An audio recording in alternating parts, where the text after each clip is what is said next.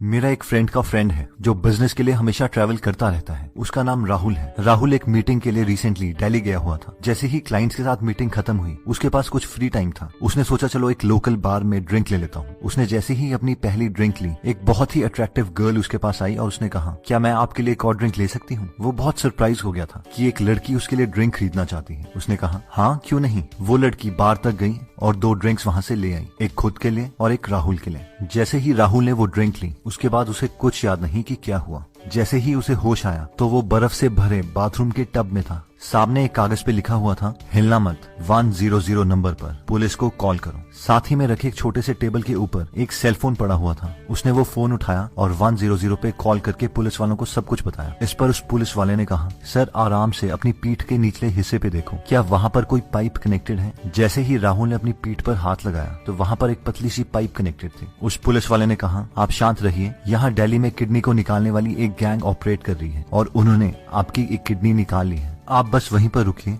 हम इस नंबर को ट्रेस करके आप तक बहुत जल्दी पहुंच जाएंगे। हम में से मैक्सिमम लोगों ने ये स्टोरी या इससे मिलती जुलती हुई कोई ना कोई स्टोरी जरूर सुनी है, और अगर हमने ये स्टोरी नहीं सुनी है तो ये हमें जल्दी नहीं भूलने वाली, क्योंकि ऐसी स्टोरीज में 6 ऐसे खास प्रिंसिपल्स हैं जिसकी वजह से हमें कोई भी डेटा एकदम रिमेम्बर हो जाता है। लेकिन जब हमारे सिलेबस की बात आती है, कोई इंपॉर्टेंट डेटा की बात आती है, तो उसे हम याद नहीं कर पाते। और आज की ये वीडियो इसी टॉपिक पर बेस्ड है, जिसमें हम आपको डैन हीथ और चिप हीथ की बुक मेड टू स्टिक से 6 ऐसे इंपॉर्टेंट प्रिंसिपल्स बताएंगे जिससे हम अपनी ब्रेन पावर को इम्प्रूव कर सकते हैं और किसी भी डेटा को याद कर सकते हैं। वैसे तो ये बुक बिजनेस कंटेक्स्ट में लिखी गई है, लेकिन मैं ये जानना चाहता हूँ कि क्या हम इन 6 प्रिंसिपल्स को स्टडीज में इम्प्लीमेंट कर सकते हैं या नहीं। इस बुक के ऑथर चिप हीथ एक अमेरिकन एकेडमिक हैं Stanford graduate school of business में, और डैन हीथ प्रोफेसर हैं ड्यूक यूनिवर्सिटी में। इन्होंने हमें 6 प्रिंसिपल्स दिए हैं जिससे किसी भी डेटा को याद किया जा सकता है, और इन 6 प्रिंसिपल्स को हम सक्सेस वर्ड के एक्रोनिम से याद कर सकते हैं, जिसमें सबसे पहले आता है S यानी सिंपल। 1990 में एलिजाबेथ न्यूटन ने स्टैनफोर्ड में एक एक्सपेरिमेंट किया। उन्होंने बहुत सारे लोगों को बुलाया और उन्हें 2 ग्रुप में डिवाइड किया, ग्रुप ए और ग्रुप बी। ग्रुप ए को बहुत फेमस सॉन्ग्स दिए गए जैसे कि हैप्पी बर्थडे टू यू, और उन्हें कहा गया कि आपको ये सॉन्ग्स अपने दिमाग में इमेजिन करने हैं और उसके बाद इन्हें टैप करके ग्रुप बी के सामने बताना है। फॉर एग्जाम्पल,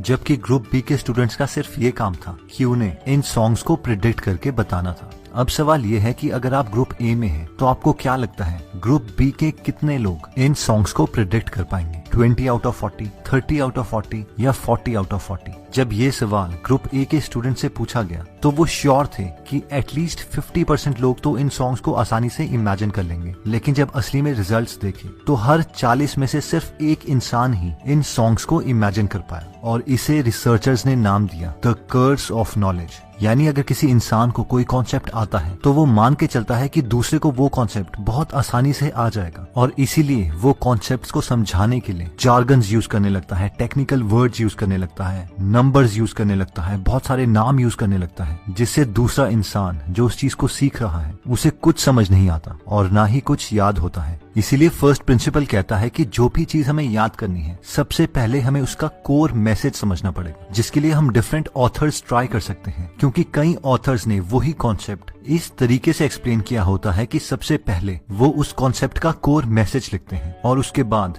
धीरे धीरे जार्गन्स और एक्स्ट्रा इन्फॉर्मेशंस डालते हैं, जिससे उस कॉन्सेप्ट को समझने में आसानी होती है और वो हमें ज्यादा देर तक याद रहता है। जबकि कई ऑथर्स ओपनिंग पैराग्राफ में ही बहुत सारी डिटेल्स डाल देते हैं, जिससे हमें वो कॉन्सेप्ट याद नहीं होता। इसलिए अगर हम चाहते हैं कि ज्यादा चीजें हमारी मेमोरी में स्टिक करें, तो हमें स्टार्टिंग में सारी एक्स्ट्रा इन्फॉर्मेशंस को अवॉइड करना पड़ेगा और सिर्फ कोर मैसेज पर फोकस करना पड़ेगा। चाहे फिर उसके लिए आपको डिफरेंट ऑथर्स ट्राई करने पड़े, कोई यूट्यूब वीडियो देखनी पड़े, कोई ब्लॉग पढ़ना पड़े, या फिर टेक्स्ट पढ़ के बुक बंद करने के बाद उस कॉन्सेप्ट को इमेजिन करना पड़े, ताकि वो इतना सिंपल हो जाए कि आपको उसका कोर मैसेज पता चल जाए। सेकेंड प्रिंसिपल आता है यू यानी अनएक्सपेक्टेड। 1960s में यूएसए और रशिया के बीच में कोल्ड वॉर चल रही थी और रशिया स्पेस के मामले में यूएसए से बहुत आगे निकल चुका था। रशिया ने दुनिया की पहली सैटेलाइट स्पुतनिक स्पेस में लॉन्च की थी और दुनिया का पहला इंसान यूरी गैगरिन स्पेस तक पहुंचाया था। उस वक्त यूएसए रशिया को स्पेस रेस में हराना चाहता था और 1961 में यूएसए के 35th प्रेसिडेंट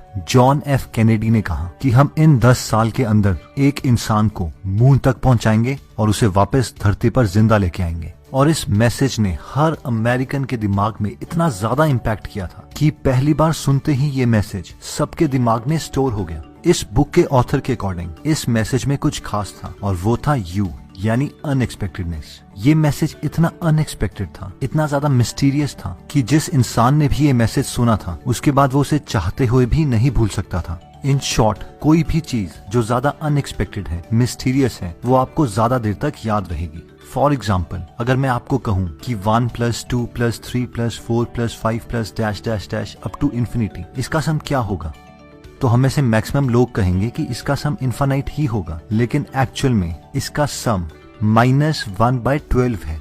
अब ये बहुत ही अनएक्सपेक्टेड आंसर है, क्योंकि सारे पॉजिटिव नंबर का सम पहली बात कभी नेगेटिव नहीं आ सकता, और वो भी फ्रैक्शन में 1 से कम, 1/12।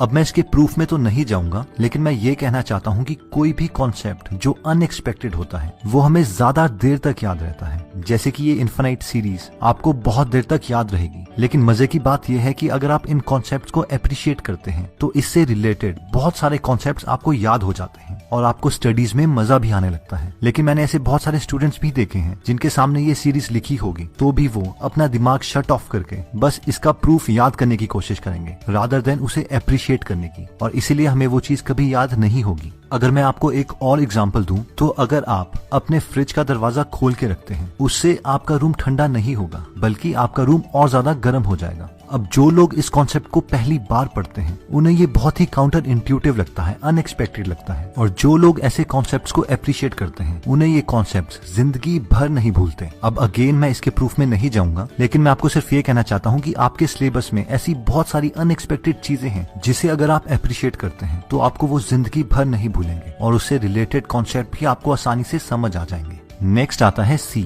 यानी कॉन्क्रीट। ये प्रिंसिपल कहता है कि जिस चीज को आप देख नहीं सकते, फील नहीं कर सकते, सुन नहीं सकते, टेस्ट नहीं कर सकते या फिर किसी भी तरीके से एक्सपीरियंस नहीं कर सकते, आपको वो चीज याद करना बहुत ज्यादा डिफिकल्ट हो जाता है। मान लीजिए कि अगर आपको ये इन्फॉर्मेशन याद रखनी है कि मूवी टाइम में जो आप एक पॉपकॉर्न का पैकेट लेते हैं वो आपके लिए अनहेल्दी है क्योंकि उसमें 37 ग्राम्स सैचुरेटेड फैट होता है, जबकि हेल्थ ऑर्गेनाइजेशंस हमें ये रिकमेंडेशन देती है कि हम पूरे दिन में 20 ग्राम से ज्यादा सैचुरेटेड फैट ना खाएं। अब जिसे पता है कि सैचुरेटेड फैट होता क्या है, उसके लिए ये इन्फॉर्मेशन याद करना कंपैरेटिवली फिर भी आसान है। लेकिन आपको यही इन्फॉर्मेशन जल्दी याद हो सकती है अगर आपको कोई बोले कि एक पॉपकॉर्न में हार्ट को ब्लॉक करने वाला इतना फैट होता है जितना एग्स, एक बड़े बर्गर, पोटैटो चिप्स और डिनर को मिला के भी नहीं होता। अब ये इन्फॉर्मेशन याद करना बहुत लोगों के लिए आसान है क्योंकि इसमें कॉन्क्रीट एग्जाम्पल्स हैं, जैसे कि एग्स जिसे आप इमेजिन कर सकते हैं, बर्गर, पोटैटो चिप्स और डिनर। दोस्तों, कोई भी इंटेलिजेंट इंसान मुश्किल चीज को नहीं सीखता, वो मुश्किल चीज को आसान करके सीखता है, अपने को कॉन्क्रीट एग्जाम्पल्स दे के सीखता है।